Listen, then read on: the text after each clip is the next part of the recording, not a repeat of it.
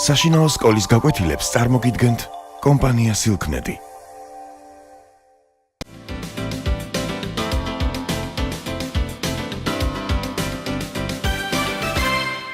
გამარჯობა. დღეს ჩვენი გაკვეთილი ეთმობა დიდ გეოგრაფიულ აღმოჩენებს. პირველი ევროპელები, რომლებმაც დედამიწის დასავლეთ ნახევარსფეროს მიაკლიეს, იყვნენ თქვენთვის უკვე ცნობილი სკანდინავიის მკვიდრნი ნორმანები. ისინი უებრო ზღვაოსნები იყვნენ და მე-11 საუკუნის მეორე ნახევრიდან მათ აღმოაჩინეს ისლანდია, გრენლანდია და შემდეგ უკვე ჩრდილოეთ ამერიკის კონტინენტზეც გადავიდნენ. თუმცა ნორმანების ეს გენიალური აღმოჩენა მთელ მსოფლიოსთვის უცნობი დარჩა. ვინაიდან ევროპას ნაკლებად აინტერესებდა ამ პერიოდისათვის ახალი მიწების დაპყრობა, ათვისება და უფრო მეტიც თავად ნორმანებმაც დაივიწყეს თავიანთი აღმოჩენები. უკვე მე-15 საუკუნიდან კი იწყება ევროპასა და დანარჩენ კონტინენტებს შორის ურთიერთობის ახალი ეტაპი. ამ დროიდან უკვე ევროპელი ზღვაოსნები გასცდნენ თავიანთ საზღვრებს, სანაპიროებს, ზღვებს და დაიწყეს ახალი ტერიტორიების ათვისება და სრულიად ახალი ქვეყნების, ცივილიზაციების აღმოჩენა. მათ ასეთ წარმატებას კი რამდენიმე ფაქტორი განაპირობებდა. თქვენ უკვე იცით, რომ 1453 წელს ოსმალეთის იმპერიამ დაიპყრო კონსტანტინოპოლი, ბიზანტიის იმპერიის ყოფილი ტერიტორიები და იგი გაბატონდა შავ ზღვაზე და არა მხოლოდ შავ ზღვაზე. ოსმალეთის იმპერიამ ხელთ ჩაეგდო მთელი რიგი საკომუნიკაციო გზები ზღვაზე, რომლითაც ევროპა უკავშირდებოდა აზიას და საკმაოდ გართულდა ევროპის ვაჭრობა ინდოეთთან, ჩინეთთან და აზიის მთელ რიგ რეგიონებთან. მნიშვნელოვნად გაიზარდა აღმოსავლეთის საქონელი ევროპაშიც. გარდა ამისა, ევროპას გამოელია ოქრო, რომელიც საუკუნეების განმავლობაში გაედინებოდა აზიაში, აზიის უძვირფასესი პროდუქტის შესაძენად. ასეთ ვითარებაში ევროპის სახელმწიფოებს შორის არსებულმა დაძაბულმა ვითარებამ და უთანხმოებამ ვერ გამოიყო ნაყოფი და ვერ მოხერხდა ახალი ჯვაროსნული ლაშქრობის მოწყობა ოსმალეთის იმპერიის წინააღმდეგ. ევროპის სახელმწიფოებმა ამჯობინეს დაეწყო ძიება ახალი ალტერნატიული საზღვაო გზებისა, რომლითაც ევროპა კვლავ განაახლებდა თავის აქტიურ ვაჭრობას აღმოსავლეთის სამყაროსთან. გარდა ამისა, მე-15 საუკუნიდან სერიოზული ძვრები და პროგრესი შეიმჩნევა მეცნიერულ-ტექნიკური თვალსაზრისით. კომპასის კიდევ უფრო განვითარება დახვეწამ მნიშვნელოვნად გაუმჯობესა და უსაფრთხო გახადა ევროპელი მეზღვაურების ნაოსნობა ღია ზღვაში. გარდა ამისა, გაუმჯობესდა თავად ხომალდებით, თუ აქამდე იყო სქელი მოუქნელი ხომალდები, ეს უკანასკნელი ჩაანაცვლა სამ იალქნიანმა სწრაფმა მობილურმა კარაველებმა. გვერდითი იალქნები კი კარაველებს საშუალებას აძლევდა ემოძრავათ არა მხოლოდ ზურგქარით, არამედ გვერდქარის საშუალებითაც. ასევე ევროპაში უკვე დაიწყეს артиллерიის გამოყენება, გამოიყენებოდა არა მხოლოდ საალყო ზარბაზნები, არამედ საველე ზარბაზნებიც, გაუმჯობესდა ცეცხლსასროლი იარაღი, გამოიგონეს მძიმე სასროლი იარაღი, კერძოდ მუშკეტები, რომელიც უკვე თითქმის ზუსტად ისროდა 200 ნაბიჯის დისტანციიდან. ამავდროულად უკვე ისწავლეს ხორცის დამარილება და ეს უკვე საშუალებას იძლეოდა შორეულ მოგზაურობაში საკვები პროდუქტი შეენახათ მოგზაურებს. პრაქტიკულად მეცნიერულ-ტექნიკური პროგრესი, უკვე აღნიშნული პოლიტიკური გარემოებები ქმნიდა იმის წინაპირობას, რომ ევროპის სახელმწიფოები დაინტერესებული იყვნენ უფრო ღრმად გასულიყვნენ ზღვებსა თუ ოკეანეებში და ეძიებინათ ახალი საზღვაო გზები გარე სამყაროსთან დასაკავშირებლად. პორტუგალიის პრინცი ენრიკე ზღვაოსანი გახდათ ის ადამიანი, რომელმაც საფუძველი ჩაუყარა ახალი სანაპირო ტერიტორიების ათვისებასა და კვლევას. ამ უკანასკნელმა პორტუგალიის სამხრეთით ერთ-ერთ კონცხზე დაარსა საზღვაო სანაოსნო სკოლა, სადაც იკრიბებოდნენ იმ დროისათვის ცნობილი კარტოგრაფები, ასტრონომები, ზღვაოსნები, შორეული მოგზაურობის მოტრფიალენი. ისინი ერთმანეთს თავიანთ გამოცდილებას უზიარებდნენ და გარკვეულ ექსპერიმენტებსაც ატარებდნენ, აწყობდნენ ექსპედიციებს.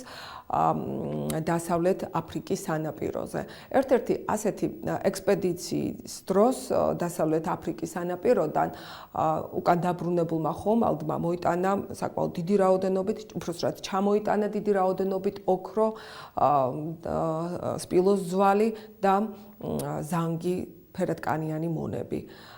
ასე რომ ენრიკე ზღვაოსანის გარდაცვალებისათვის უკვე დაახლოებით 1460 წლისათვის პორტუგალიელები აკონტროლებდნენ დასავლეთ აფრიკის ტერიტორიის უდიდეს მნიშვნელოვან სტრატეგიულ ტერიტორიებს. რაც შეეხება 1488 წელს, აი ამ დროს პირველად გავიდა პორტუგალიის ექსპედიცია ბართოლომეო დიასის ხელმძღვანელობით და ექსპედიციის მიზანი იყო აფრიკის კონტინენტის შემოვლით მიეღწია ინდოეთამდე. ბართოლომეოს დიასის ექსპედიცია ინდოეთის ოკეანეში შესძლო გასვლა, თუმცა დაღლობის გამო მეზღვაურებმა ვეღარ გააგრძელეს წინსვლა და იძულებულნი გახდნენ თავიანთი მოგზაურობა შეეწყვიტათ. 1497 წელს კი უკვე ვასკო და გამას მეთაურობით ახალი ექსპედიცია მოეწყო კვლავ პორტუგალიელების მიერ, იგივე მარშრუტით, რაც თავის დროზე ბართოლომეო დიასმა დაიწყო. თქვენ შეგიძლიათ რუკა ნახოთ, თვალი გაადევნოთ ვასკო და გამას მოგზაურობას. მან აფრიკის კონტინენტის შემოვლით იგი გავიდა ინდოეთის ოკეანეში და მიადგა ინდოეთის საზღვარს, კერძოდ ქალაქ კალკუტას.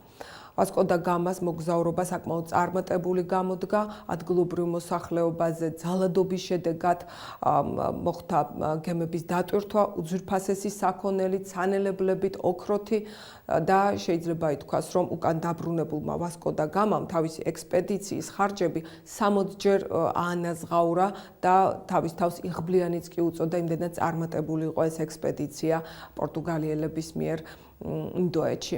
ამის შემდეგ კვლავ განხორციელდა პორტუგალიელთა არაერთი ექსპედიცია, პრაქტიკულად ინდოეთის საზღვაო გზები მთლიანად პორტუგალიელთა ხელში აღმოჩნდა, მათ დაიკავეს ინდოეთის ზღვის სანაპიროზე არსებული მნიშვნელოვანი ციხესიმაგრეები, საკუთრივ ინდოეთსა თუ აღმოსავლეთ აფრიკის სანაპიროებზე და პორტუგალიელების მოგზაურობა ახალ ტერიტორიებზე ხასიათდებოდა ადგილობრივ მოსახლეობის ძარცვით, რბევით, აქედან ან ხარკის სახით, ან კიდევ მიზერულ თანხად შეძენილ საქონელს კი წარმატებით ყიდნენ ევროპაში და პორტუგალიელები უდიდეს მოგებას ნახულობდნენ ამ მხრივ. მე-15 საუკუნისათვის ევროპაში ევროპელ მეცნიერების ნაწილი ფიქრობდა, რომ დედამიწას ჰქონდა სფეროსებური ფორმა და აქედან გამომდინარე ინდოეთამდე მიღწევა შესაძლებელი იყო არა მხოლოდ აფრიკის შემოვლით, არამედ დასავლეთის მიმართულებით, კერძოდ ატლანტის ოკეანის საშუალებითაც. ამ მოსაზრებას იზიარებდა ქრისტეფორე კოლუმბი, რომელმაც შეიმუშავა გეგმა სწორედ ინდოეთამდე დასავლეთიდან მიღწევისა.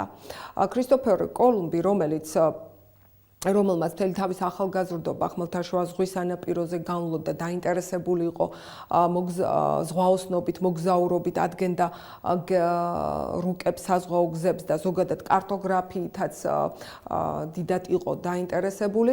მან თავისი პროექტი, ვიმეორებ, ეს პროექტი ეხებოდა ინდოეთამდე დასავლეთის გზით მარშრუტის განხორციელებას, წარუდგინა ევროპის მთელ რიგ მონარქებს, თუმცა ამ მონარქებიდან მხოლოდ ესპანეთის მეფეებმა იზაბელა და ფერდინანდმა, კათოლიკე მეფეებად წოდებულებმა გამოიჩინეს ინტერესი და მიუხედავად ესპანეთის სამეფო საბჭოს დიდი წინააღმდეგობისა, იზაბელა და ფერდინანდმა მაინც დააფინანსა ქრისტეფორე კოლუმბის ეს პროექტი და საერთოდ ექსპედიცია. ქრისტეფორეს გამოუყეს 3 გემი, ეს გემი იყო სანტა მარია, პინტა და ნინია და აი 92 წელს კოლუმბი გაემართა დიდ საზღვაო მოგზაურობაში. ხანგრძლივი და მომქაცველი მოგზაურობის შემდეგ ატლანტის ოკეანეში ქრისტეფორე კოლუმბმა 1492 წელს დაინახა ხმელეთი და იგი ამავე წლის 12 ოქტომბერს გადმოვიდა ამ ხმელეთზე, ამბორა ხმელეთს და ადიდა ღმერთი და ამ მიწას და ამ ტერიტორიას უწოდა სან სალვადორი, რაც ნიშნავს წმინდა მაცხოვარს. ესპანეთის მეფეების, კათოლიკე მეფეების ბრძანების საფუძველზე ქრისტეფორე კოლუმბი გამოცხადდა სან სალვადორის მფლობელად. თუმცა მანამდე არსებობდა შეთანხმება ესპანეთის მეფეებსა და კოლუმბს შორის, რომ ეს უკანასკნელი გახდებოდა ყველა იმ კუნძულისა თუ ქვეყნის მმართველი გამგებელი, რომელსაც იგი აღმოაჩენდა. ქრისტეფორე კოლუმბმა ამავე წელს, ანუ 1992 წლის მოგზაურობის დროს აღმოაჩინა ასევე ჰაიტი და კუბა. თქვენ შეგიძლიათ რუკას დახედოთ და ნახოთ ეს ტერიტორიები. და 1493 წელს საკმაოდ წარმატებულად დაბრუნდა იგი, მას ბრწყინვალე შეხვედრა მოუწყვეს და ოკეანის ადმირალის ტიტულიც კი უბოძეს. ქრისტეფორე კოლუმბმა შემდეგი მოგზაურობები განახორციელა 1493-1502 წლებში. ამ მოგზაურობის დროს მან აღმოაჩინა კიდევ ახალი კუნძულები კარიბის ზღვაში, თუმცა მისი მოგზაურობა წმინდა მატერიალური თვალსაზრისით ვერ აღმოჩნდა წარმატებული, ისეთი წარმატებული, რასაც ელოდა ესპანეთის სამეფო და ამდენად უკვე მას დრონელნელა ჩამოერთვა ყველა ის ხარისხი, ყველა ის წოდება, რაც მას თავის დროზე უბოძეს და უკვე ნელ-ნელა იგი მივიწყებულიც იქნა. ქრისტეფორე კოლუმბმა ისე აღმოაჩინა ამერიკის კონტინენტი, რომ იგი დარწმუნებული იყო, რომ მიადგა ინდოეთის განაპირა კუნძულებს და ამიტომ იგი ადგილობრივ მოსახლეობას ინდიელებს უწოდებდა. და საერთოდ ისე გარდაიცვალა ქრისტეფორე კოლუმბი, რომ იგი ვერ აცნობიერებდა, ვერც კი გაუგია მისი აღმოჩენის უდიდესი მნიშვნელობა. მოგვიანებით კი იტალიელმა მეცნიერმა ამერიკო ვესპუჩიმ დაამტკიცა, რომ ქრისტეფორე კოლუმბის მიერ აღმოჩენილი მიწა წარმოადგენდა ახალ კონტინენტს და სწორედ ვესპუჩის საპატივცემულოდ ამ კონტინენტს უწოდეს ამერიკა. ასე რომ ინდოეთისაკენ დასავლეთიდან გზის გაკვალვა და ატლანტის ოკეანიდან მიღწევის პროექტი საბოლოოდ განახორციელა 1519-1522 წელს ესპანელმა მოგზაურმა ფერდინანდო მაგელანმა. მისი საექსპედიციო კორპუსი, რომელიც 5 გემისაგან შედგებოდა, გავიდა ატლანტის ოკეანეში. ფლოტილიამ გაიარა სამხრეთ ამერიკისა და ცეცხლოვან მიწას შორის არსებული სრუტე, რომელსაც შემდეგ მაგელანის სრუტე ეწოდა. და აი ამ პერიოდისათვის იმდენად წყნარი იყო ოკეანე, რომ მაგელანმა ამ ოკეანეს უწოდა წყნარი ოკეანე. მაგელანის ექსპედიციამ როგორც იქნა მიაღწია ფილიპინების კუნძულს, თუმცა აქ ადგილობრივ მცხოვრებლებთან შეჯახებისას დაიღუპა თავად ფერნანდო მაგელანი. მისი 5 გემიდან საბოლოოდ მხოლოდ 1, კერძოდ ვიქტორია გადარჩა, ხოლო ექსპედიციის 265 წევრიდან მხოლოდ 18-მა, ისიც დაავადყოფებულმა ექსპედიციის წევრმა ჩააღწია თავის სამშობლოს ესპანეთს. და საბოლოო ჯამში კი ეს ამ მოგზაურობამ ახლად ათვისებული თუ უпроსტად აღმოჩენილი ტერიტორიებიდან ჩამოტანილი სანელებლებით თუ ძვირფასეულობებით რამდენჯერმე ანაზღაურა ის ხარჯები, რაც დაუჯდა ხელისუფლებას ეს ექსპედიცია და გარდა ამისა ის ზარალი, რაც 4 გემის დაღუპვით იყო მიღებული.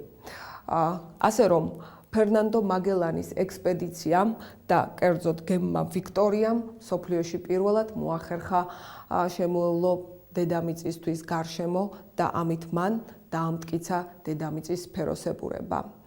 ამდენად ჩვენს მიერ ახსნილი დიდ გეოგრაფიული აღმოჩენებმა საფუძველი ჩაუყარა მსოფლიოში უდიდეს კოლონიური იმპერიების ჩამოყალიბებას, მაგალითად ესპანეთი და პორტუგალია წარმოადგენენ ევროპაში იმ სახელმწიფოებს, რომელთაც ოკეანის გაღმა ჰქონდათ უშველებელი კოლონიები, თუმცა ამ გარკვეულ წარმატებებს ევროპელთათვის მოყვა ძალზედ სერიოზული ტრაგიკული შედეგი თავად ადგილობრივი აბორიგენი მცხოვრებლებისთვის და ამ გეოგრაფიულ აღმოჩენებს ემსხვერპლა მთელი რიგი ცივილიზაციები ლათინო, ანუ სამხრეთ ამერიკის ტერიტორიაზე. ჩვენი დღევანდელი გაკვეთილი ამით დასრულებულია. ნახვამდის, კარგად ბრძანდებოდეთ.